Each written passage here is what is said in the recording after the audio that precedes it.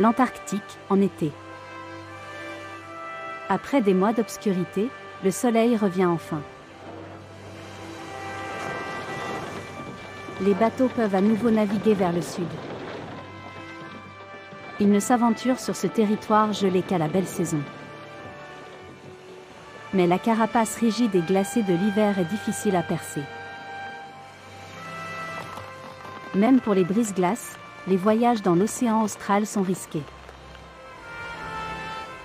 Ils doivent affronter des icebergs immenses et des mers déchaînées.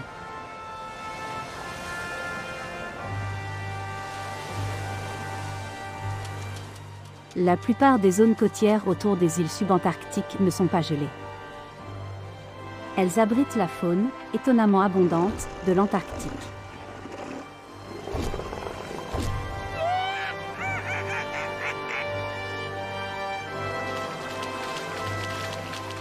Ces étroites bandes de terre servent d'arènes de combat, de marché matrimonial et de sites de reproduction.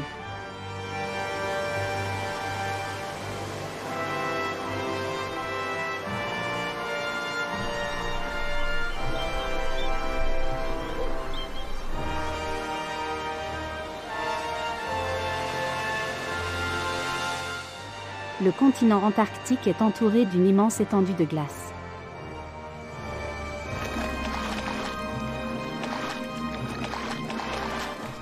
Ces conditions inhospitalières ne découragent pas les manchots empereurs.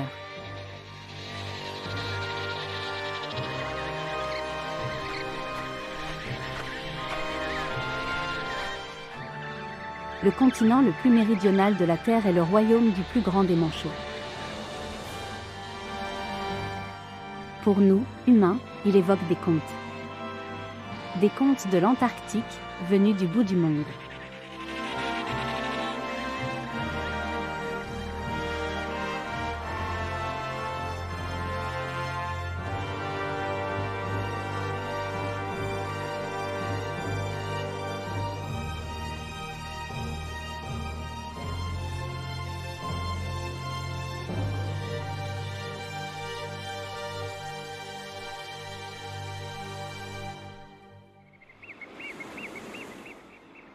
L'entrée dans l'Antarctique se fait par l'extrême sud de l'Argentine. La Terre de Feu.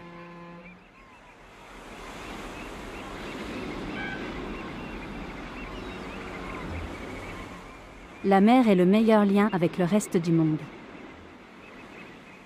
L'une des rares villes qui existent ici est célèbre au-delà des frontières du pays. La station balnéaire d'Ushuaia, également appelée le « bout du monde ». L'extrémité du continent américain disparaît dans les contreforts de la cordillère des Andes. Environ 60 000 personnes vivent là, principalement de la pêche et du tourisme. La saison commence en octobre, lorsque les touristes sont attirés par l'été de l'hémisphère sud.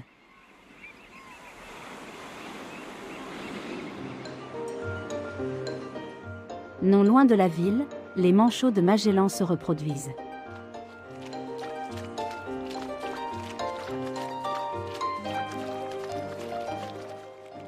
Mâles et femelles se relaient pour couver et chercher de la nourriture.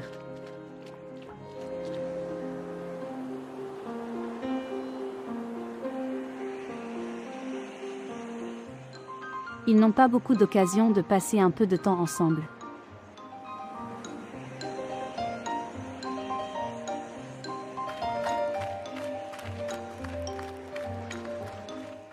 Les manchots de Magellan se nourrissent de poissons, de calmars et de krill, qu'ils trouvent en abondance dans les eaux froides de la Terre de Feu.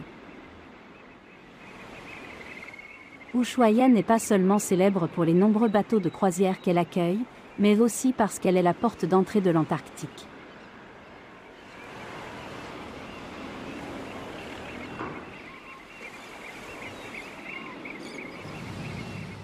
C'est le point de départ de nombreuses expéditions.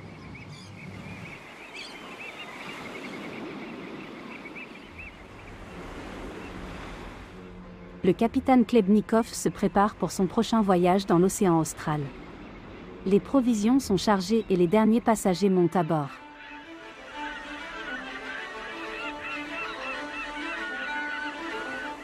Le mois de novembre, début de l'été local, est le meilleur moment pour partir.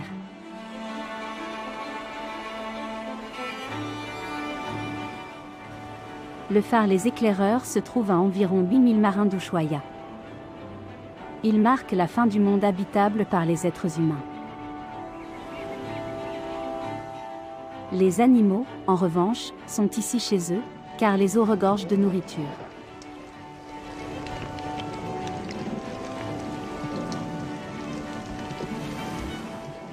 Les otaries à crinière se retirent souvent sur de petits îlots rocheux.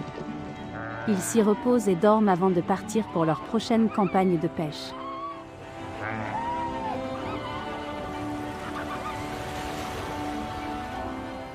Les mâles n'ont pas beaucoup de temps libre, car ils doivent garder et protéger leur harem.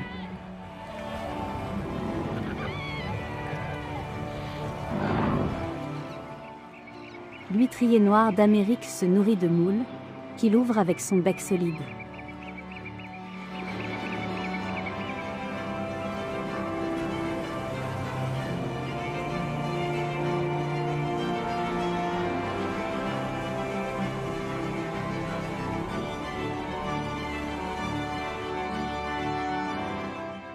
L'expédition part de la pointe sud du continent américain jusqu'aux îles de la Géorgie du Sud.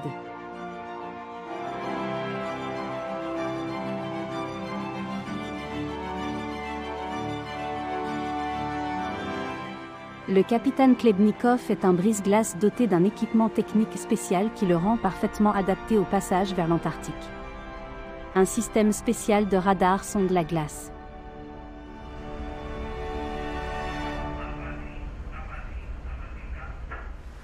Sa coque renforcée est conçue pour briser la glace, jusqu'à 3 mètres d'épaisseur.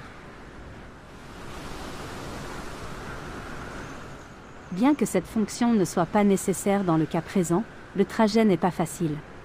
La météo d'ici, changeante et souvent houleuse, a appris aux marins expérimentés à révérer la mer entre 40 et 60 degrés de latitude. Ils lui ont donné des surnoms, comme 40e rugissant, 50e hurlant, 60e déferlant.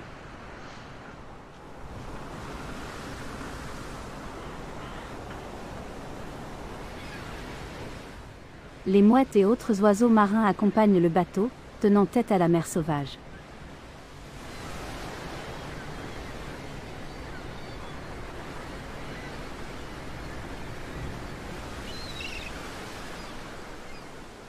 La Géorgie du Sud se trouve à 2000 km à l'est de la Terre de Feu, et fait partie des îles subantarctiques.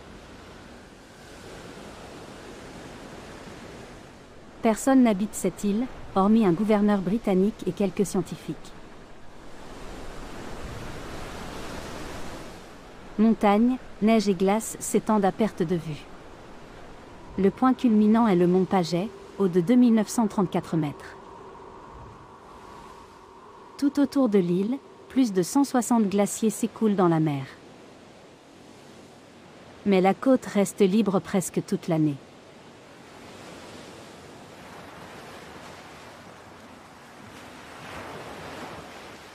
Des laminaires robustes, pouvant atteindre 10 mètres de long, y poussent en masse. C'est généralement un milieu sûr pour les poissons, les moules et les crabes.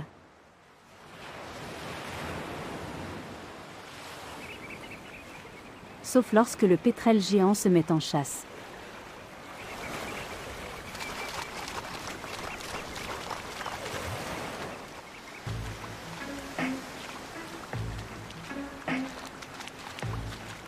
Les manchots royaux sont les habitants les plus imposants de la Géorgie du Sud. Au printemps de l'hémisphère sud, ils se rassemblent dans les baies de l'île.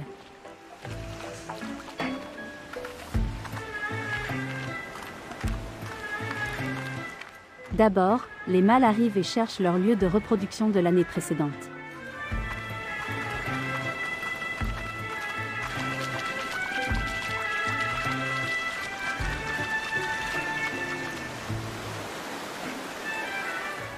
Lorsqu'ils plongent dans l'eau, ils le font en groupe.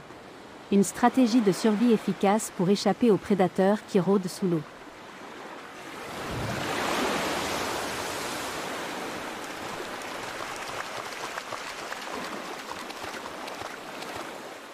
Les manchots royaux sont très sociables et aiment chasser en groupe. Ils se nourrissent surtout de poissons et de calmars. Après environ 150 plongées par jour, ils cherchent un coin de plage où se reposer. Les étroites plages non gelées, entre les glaciers et la mer, offrent un abri contre le vent et les intempéries pour les manchots, mais aussi pour les phoques et autres créatures.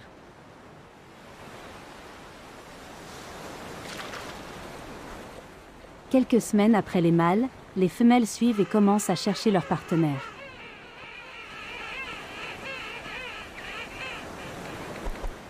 Pendant la saison des amours, le manchot royal est strictement monogame.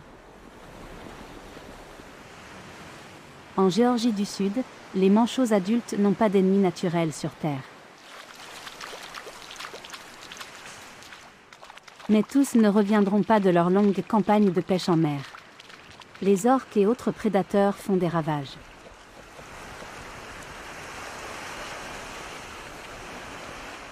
Certains manchots attendent en vain le retour de leur partenaire.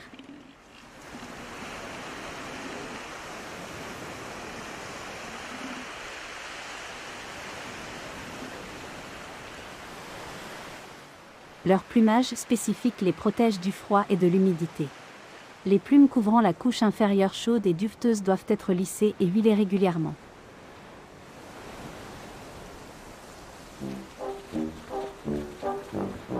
Le manchot royal n'est pas la seule créature qui vit ici.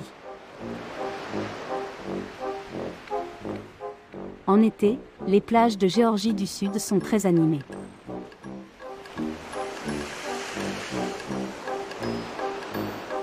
Une colonie d'éléphants de mer bloque le passage entre le site de reproduction et la mer.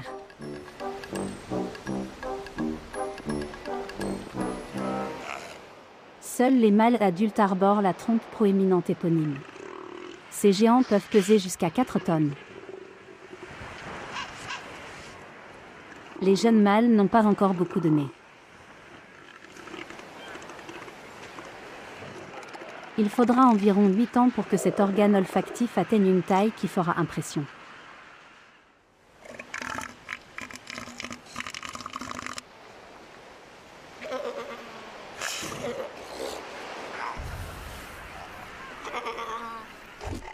Ils apprennent très tôt à se battre.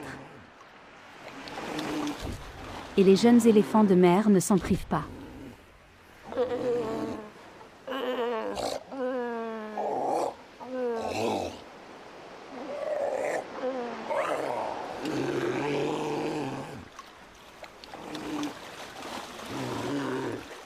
La force, la violence et la tactique sont des facteurs décisifs dans cette lutte pour les femelles et le territoire. C'est souvent une question de vie ou de mort. Ils doivent commencer jeunes. C'est en forgeant qu'on devient forgeron.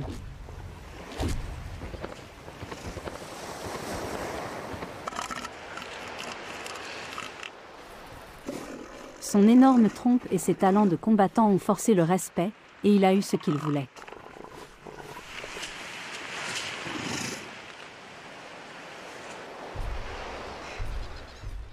Ce mâle a rassemblé 15 femelles autour de lui, un harem respectable.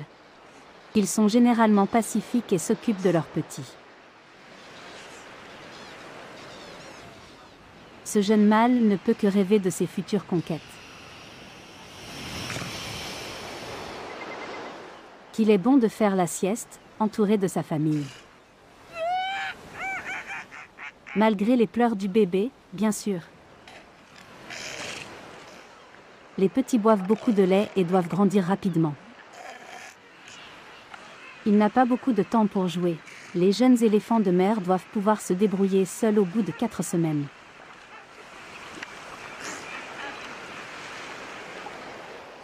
La vie est encore belle, mais dans quelques semaines, il sera temps pour eux de se jeter définitivement à l'eau.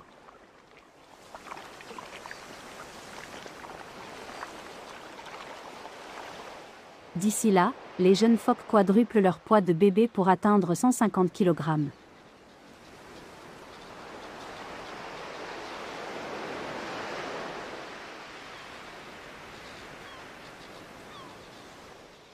Cette épaisse couche de graisse leur est vitale pour pouvoir survivre dans les eaux glacées de l'océan austral.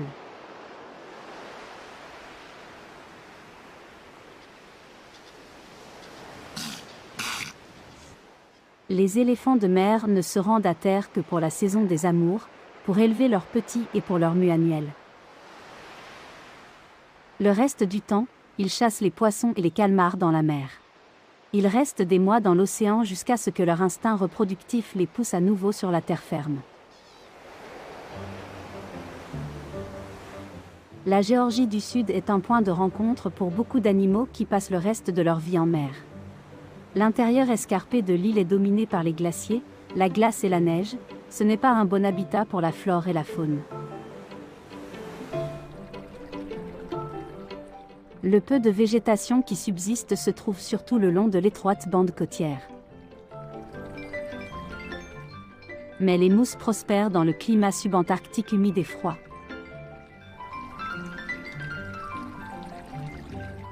En été, les températures dépassent rarement les 10 degrés Celsius. La pluie et les glaciers alimentent de nombreux ruisseaux. L'eau ne manque pas en Géorgie du Sud.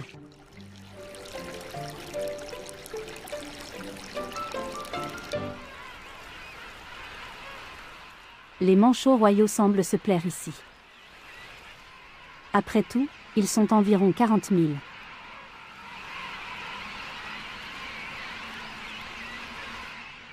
Ils ont un cycle reproductif étonnamment long d'environ 14 mois. Une colonie peut donc contenir des poussins d'1 an, ainsi que des adultes qui cherchent encore un partenaire.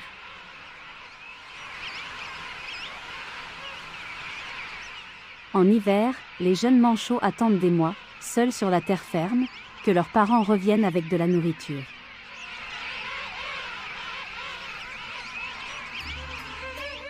C'est l'été, il est temps de les élever et de les nourrir.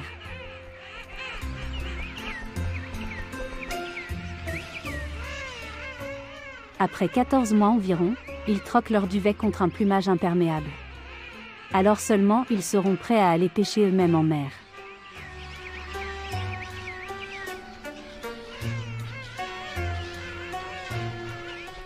Tandis qu'une famille élève encore ses petits, un adulte célibataire se cherche un nouveau partenaire.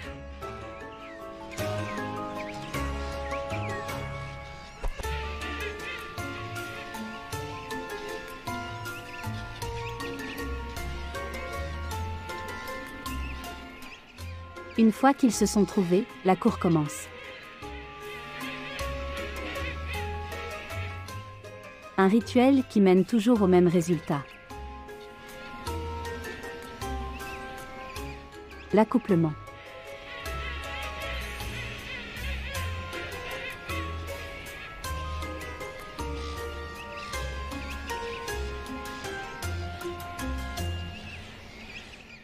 Ce n'est pas facile, mais ça en vaut vraiment la peine. L'otarie à fourrure non loin de là ne présente aucun danger, il doit juste garder un œil sur ses femelles. Le mauvais temps ne dérange pas les otaries à fourrure, qui passent la plupart de leur temps dans l'eau. Sur Terre, elles ne font que se reproduire. Les mâles se battent souvent férocement pour les femelles et le territoire. Manchots et otaries à fourrure se gênent rarement. Leurs rencontres sont surtout empreintes de curiosité.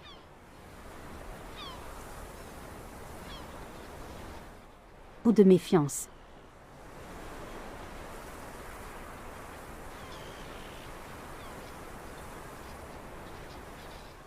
Après une inspection poussée et un calcul des risques, ils poursuivent leur chemin.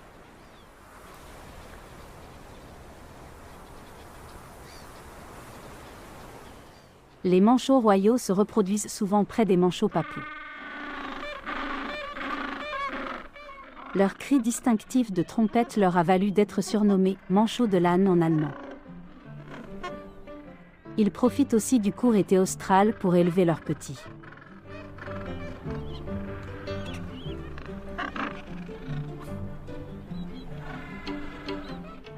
Leurs nids sont faits de pierres et d'herbes, et ils n'hésitent pas non plus à chipper la nourriture des voisins.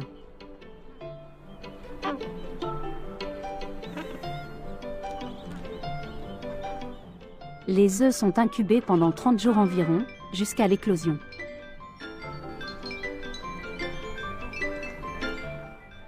Les petits restent ensuite dans le nid encore 30 jours, gardés au chaud et protégés par leurs parents.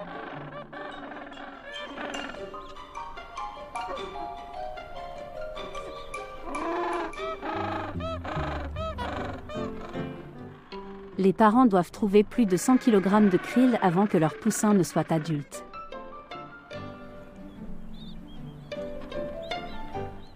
Ils cherchent tout à tour de la nourriture, l'un des parents reste toujours pour protéger ses petits. Les manchots papous ne nichent que dans les régions sans neige, ni glace. En Géorgie du Sud, ils retrouvent chaque année leurs anciens sites de reproduction.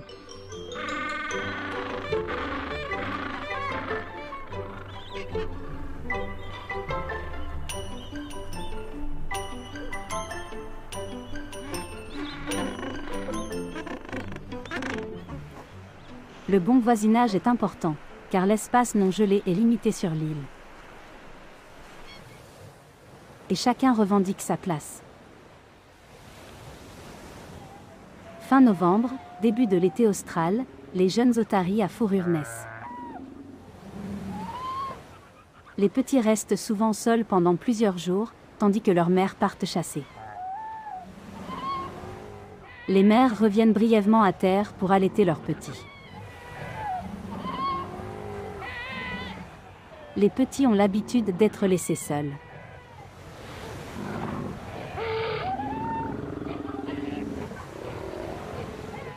Ils se blottissent confortablement entre eux.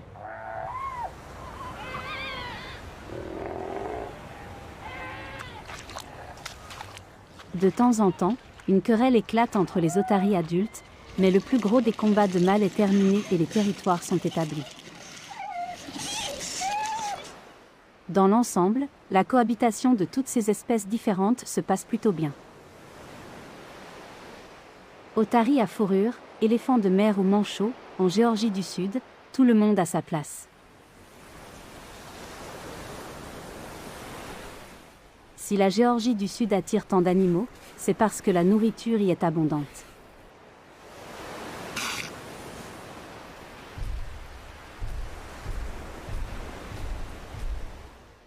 La mer est riche en ressources nutritionnelles, ce qui fait de l'archipel l'une des escales les plus prisées de l'océan austral.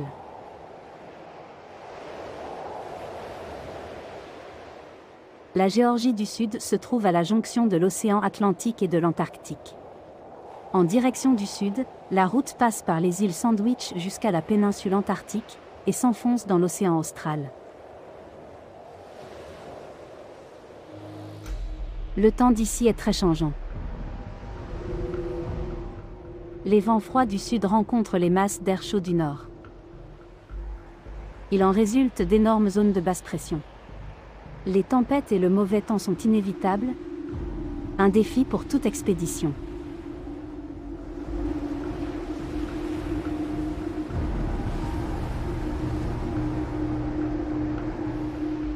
Les premiers icebergs surgissent, d'énormes mastodontes détachés de la calotte glaciaire antarctique, qui dérivent vers le nord. La mer les érode continuellement, mais l'eau n'est pas très chaude, si bien qu'il leur faut des années pour fondre.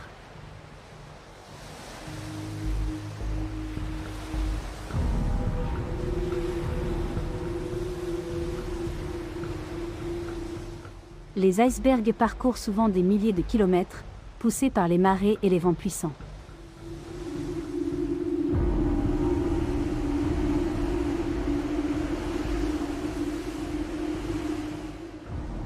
Seul un septième de leur masse émerge de l'eau. La partie immergée est non seulement beaucoup plus profonde, mais aussi beaucoup plus large, un grand danger pour les bateaux.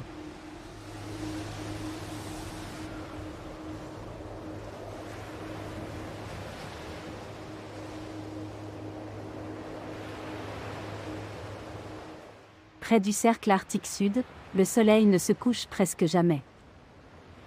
Un point positif, pour les expéditions dans l'Antarctique.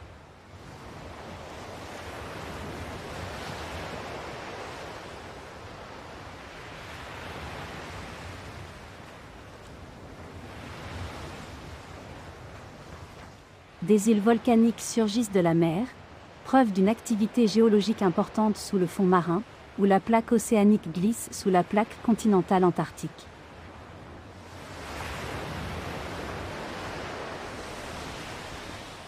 La majeure partie du continent méridional est constamment couverte d'une immense calotte glaciaire.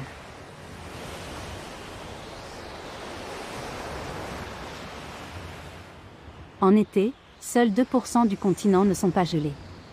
La majeure partie de cette zone sans glace se trouve dans la péninsule antarctique. Les eaux libres, riches en nutriments, attirent les oiseaux et la faune marine dans la région.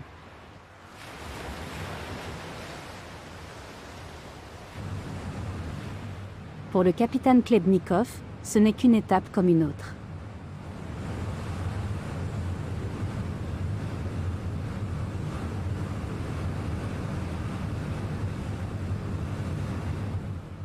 Le navire d'expédition mouille non loin de la côte.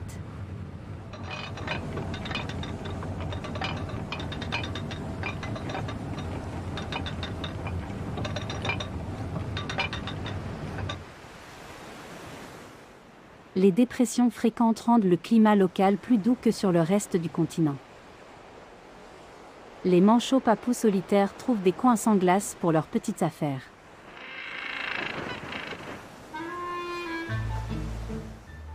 Ils ne sont généralement pas très sociables et ne côtoient que leurs partenaires.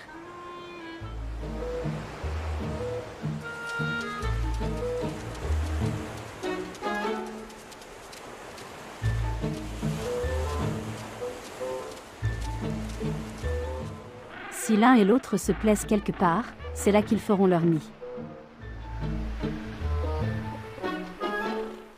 Ils ne forment des colonies que pendant la saison des amours, pour mieux protéger leurs petits des oiseaux marins prédateurs.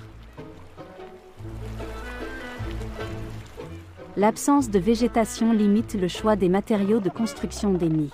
Ils ne disposent que de petits cailloux. Ces deux-là n'en sont qu'à leur début. Mais ils se sont mis d'accord sur un lieu de reproduction.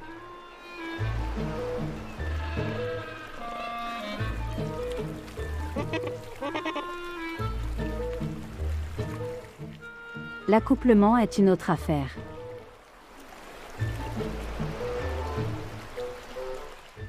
Mais l'amour peut déplacer des montagnes.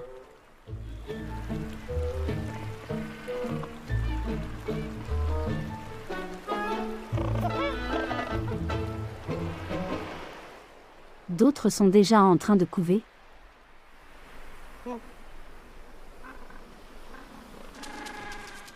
Tandis que leurs partenaires sautillent jusqu'à la mer, à la recherche de nourriture. Sur le chemin qui mène à la mer, ils rencontrent des manchots adélie plutôt agités.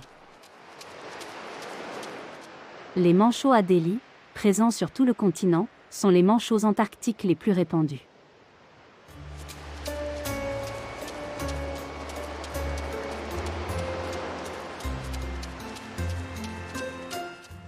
Sur Terre, ils sont étonnamment agiles. Malgré leurs petites pattes palmées, ils atteignent une vitesse d'environ 2 km/h et demi. Ils doivent souvent marcher longtemps pour retrouver leur terrain de chasse en haute mer. Ils parcourent parfois jusqu'à 50 km.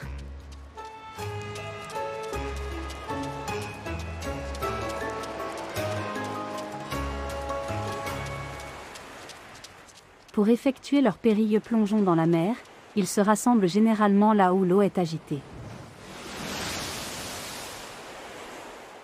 Ce plongeon groupé dans l'eau trouble rend la tâche plus difficile aux léopards de mer qui rôdent dans les parages, et pourraient les attraper.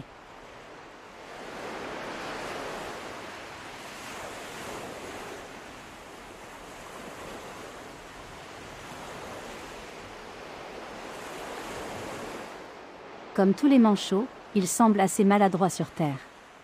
Leur corps fuselé est plus adapté à la vie aquatique.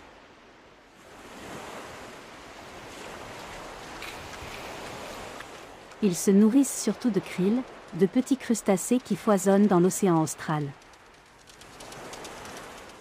C'est pour cela qu'ils se reproduisent par millions sur ce continent méridional glacé.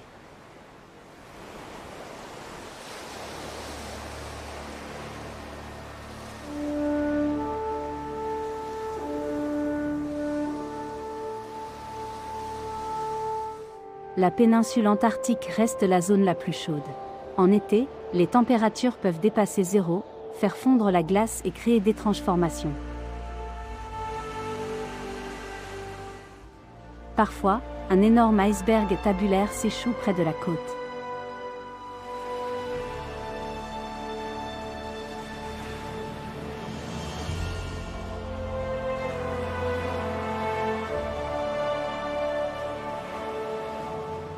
Il peut rester bloqué des années, avant de fondre suffisamment pour pouvoir poursuivre son voyage.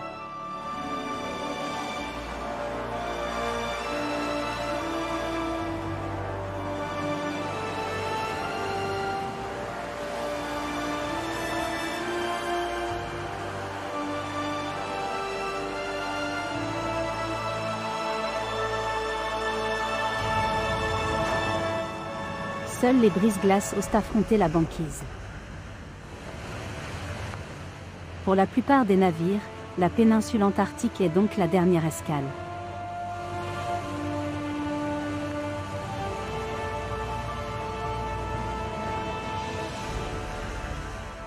Les conditions extrêmes et glaciales les empêchent de poursuivre leur voyage dans la région polaire du Sud ou dans la mer de Weddell.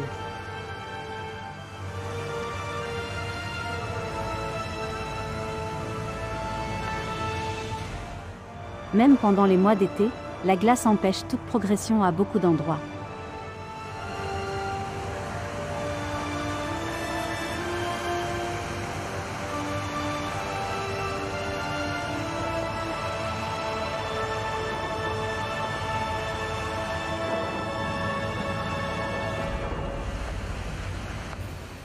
Occasionnellement, le capitaine Klebnikov traverse des zones moins obstruées. Le gel et la fonte à répétition de la glace font changer constamment les conditions.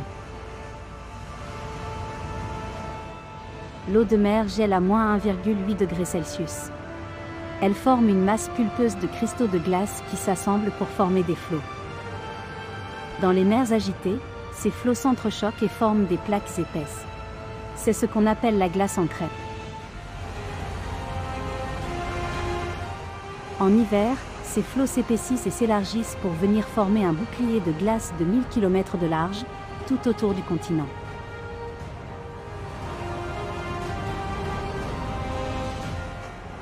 Ce n'est qu'au printemps qu'elles commencent à se fissurer et que les brise-glaces peuvent à nouveau parvenir jusqu'ici.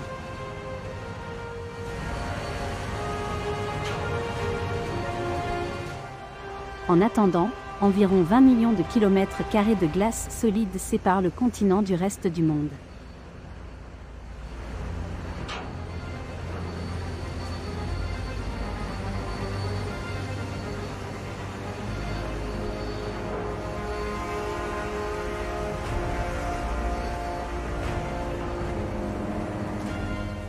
Le capitaine Klebnikov peut affronter une banquise de plusieurs mètres d'épaisseur. Mais voyager à travers ces vastes étendues de glace est risqué.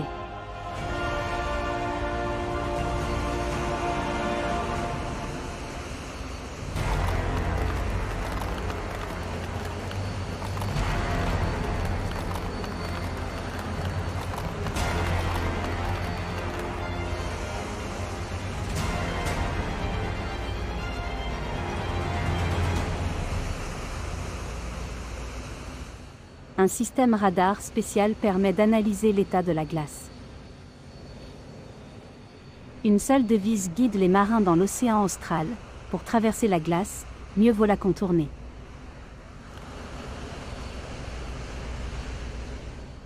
Parce qu'un détour est toujours plus sûr qu'une traversée directe. Mais cela n'est pas toujours possible dans la mer de Weddell. Lorsque le radar ne peut plus analyser les flots de glace et les eaux libres qui les séparent, il faut recourir à l'hélicoptère.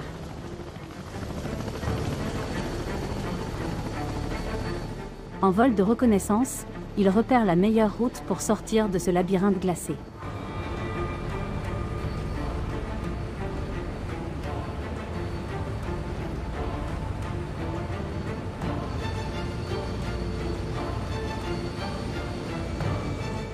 Même pour un brise-glace robuste comme le capitaine Klebnikov, la navigation dans l'océan austral n'est pas chose aisée. Une proue spéciale et un revêtement en acier lourdement renforcé protègent la coque des parties tranchantes de la glace. Des moteurs puissants assurent au navire une propulsion et une poussée suffisantes.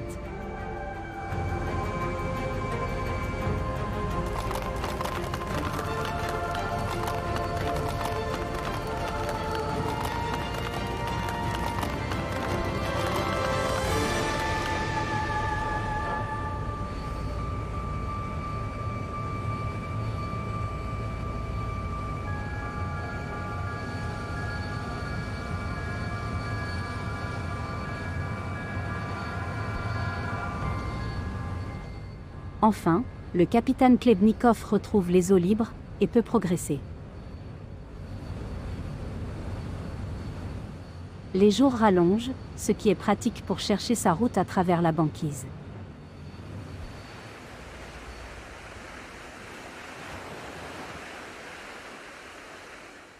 Le soleil est bas dans le ciel, mais si près du sud, il se couche rarement.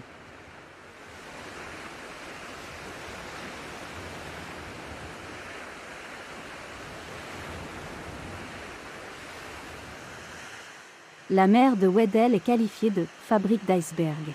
D'énormes morceaux se détachent de la barrière de glace et dérivent vers le nord.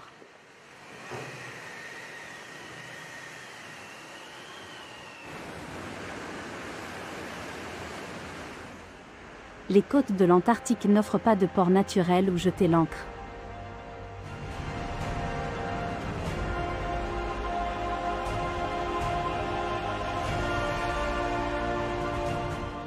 La seule option est de s'arrimer à la glace.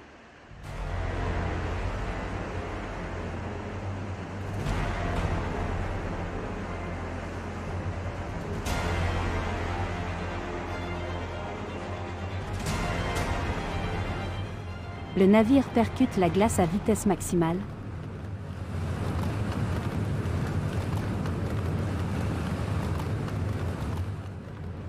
Et vient s'immobiliser au milieu d'un désert de glace d'une blancheur aveuglante, qui s'étend sur 2000 km vers le sud.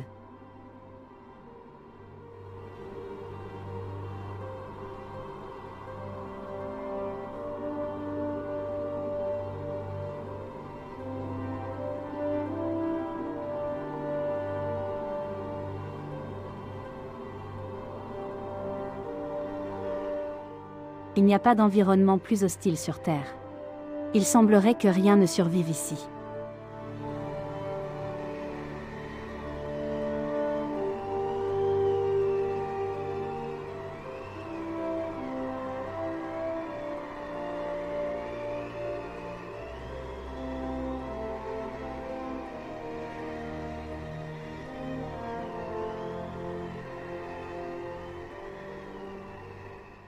Le capitaine Klebnikov peut se reposer. Figé dans la glace, il attend simplement que les chercheurs et les membres de l'expédition soient prêts à repartir.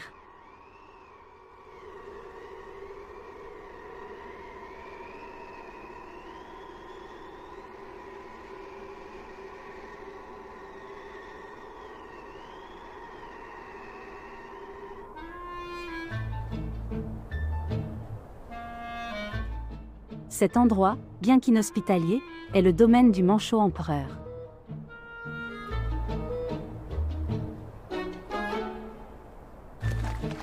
Son terrain de chasse est accessible par un trou dans la glace.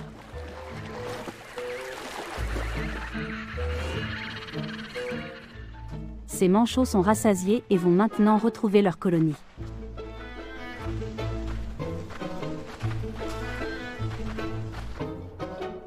Plusieurs kilomètres les séparent parfois de la mer, une longue route pour ces courtes pattes de manchot. Mais ils ont plus d'un tour dans leur sac pour se déplacer.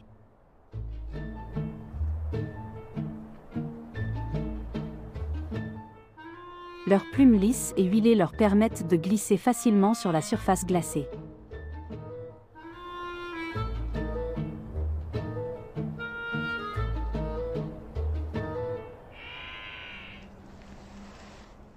Les colonies de manchots empereurs sont souvent très éloignées de la mer, à l'abri de la fonte des glaces au printemps.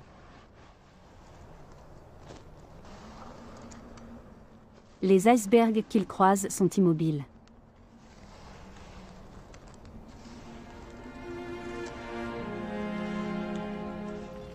Captifs, figés dans le désert blanc de l'Antarctique.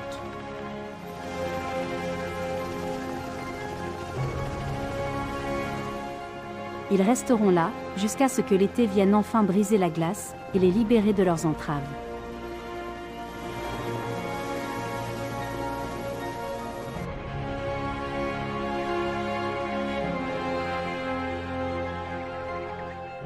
Le vent et le climat créent des formations étranges.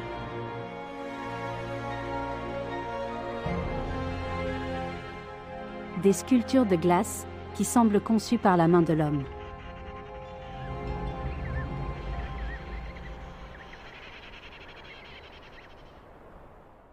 Difficile de croire que ce paysage aride abrite la moindre forme de vie. C'est en réalité l'une des plus grandes pouponnières du monde.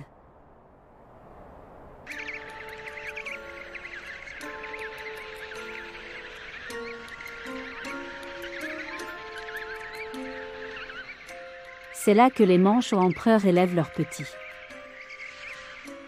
Une stratégie risquée, mais qui s'avère souvent payante. Dans une région aussi désolée, les ennemis sont rares et les petits peuvent grandir en sécurité.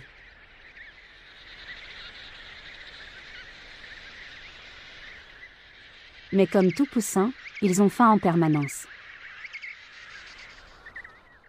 Leurs parents doivent donc beaucoup les nourrir. L'été antarctique est la meilleure période. Les jours sont très longs et plus la banquise fond, plus l'accès à la mer se rapproche.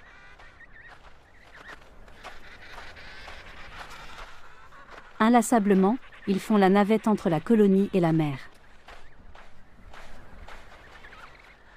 Les eaux froides regorgent de poissons, de calmars et de krill, et donnent aux manchots beaucoup de nourriture pour leurs petits. L'Antarctique compte plus de 40 colonies, et année après année, les manchots empereurs reviennent au même endroit. Au plus fort de l'hiver, ils se reproduisent par milliers et profitent des courts étés pour élever leurs petits. Les vivres sont abondantes et les petits grandissent vite. Ils mangent du poisson régurgité, en abondance, tous les jours.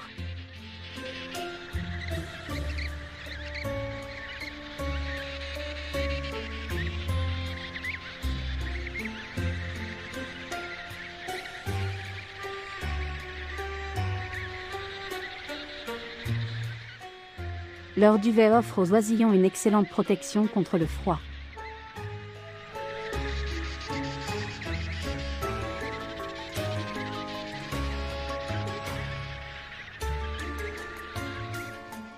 Les petits sont insatiables, mais il ne suffit pas toujours de demander. Lorsque les parents n'ont plus de réserve dans leur estomac, ils doivent repartir chercher des vivres.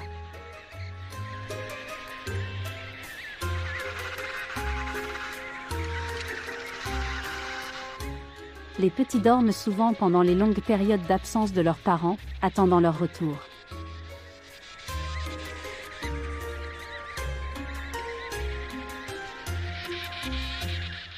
Les manchots empereurs sont les seuls animaux qui passent presque toute leur vie dans l'Antarctique.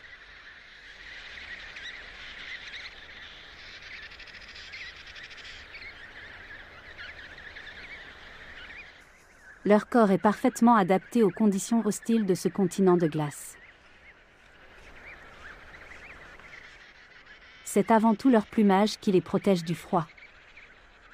La première couche de duvet chaud est couverte de plumes courtes à croissance rapide.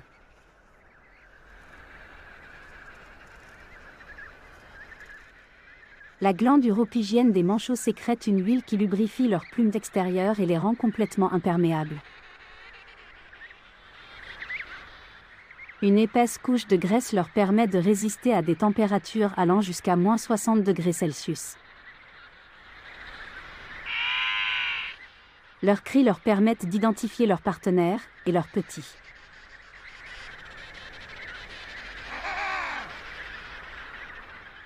Les manchots empereurs sont les plus grands des manchots. Ils peuvent mesurer jusqu'à 1,30 m et peser environ 38 kg. En hiver, ils peuvent perdre jusqu'à 40% de leur poids. Pendant les mois d'été, ils se réapprovisionnent. Lorsque les deux parents s'absentent en même temps pour chercher à manger, les jeunes se rassemblent en pouponnière. Ils sont constamment surveillés par des oiseaux adultes. Parfois, le danger peut prendre la forme d'une mouette ou d'un pétrel géant. En groupe, ils sont moins vulnérables. Un petit perdu pourrait ne jamais retrouver ses parents. Dans ce cas, le poussin mourra de faim.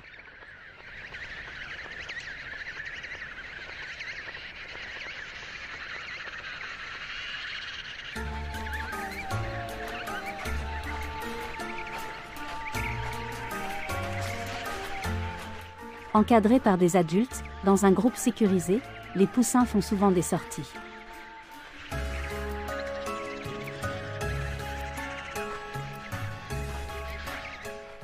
Le groupe de marcheurs est parfois rejoint par d'autres promeneurs.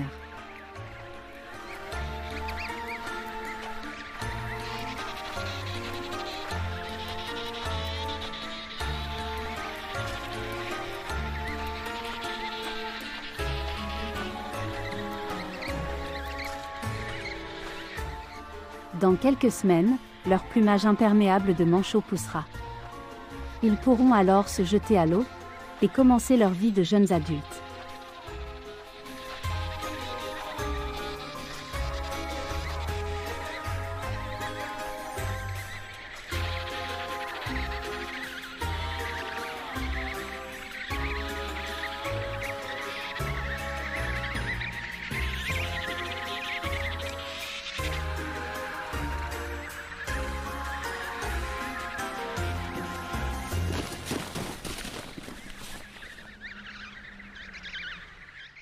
Ils sont toujours élevés par leurs deux parents.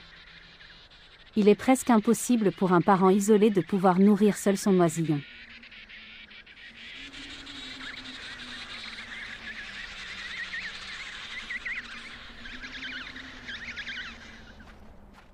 Lorsque la température atteint -20 degrés, il fait trop chaud pour les manchots. Les colonies se dispersent alors.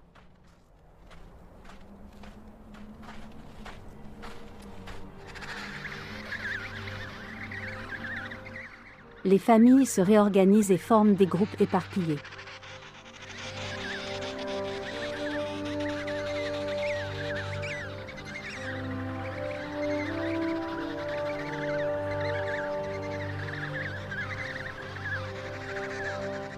Les campagnes de pêche, qui duraient des mois en hiver, ne durent plus qu'un jour ou deux.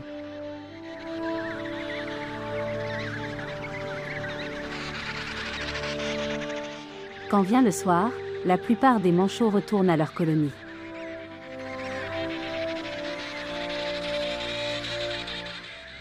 Ils passeront les courtes nuits d'été de l'Antarctique en sécurité, dans leur famille.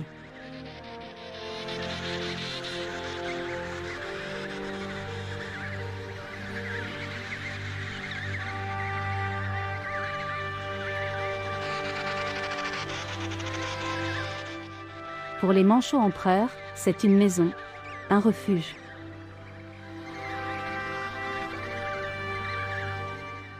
Nous autres, humains, convoitons les merveilles de ce monde.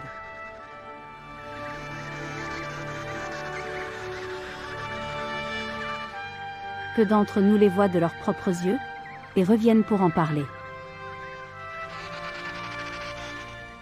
Parler de vie et de mort, d'amitié et de famille, qui naissent dans l'adversité.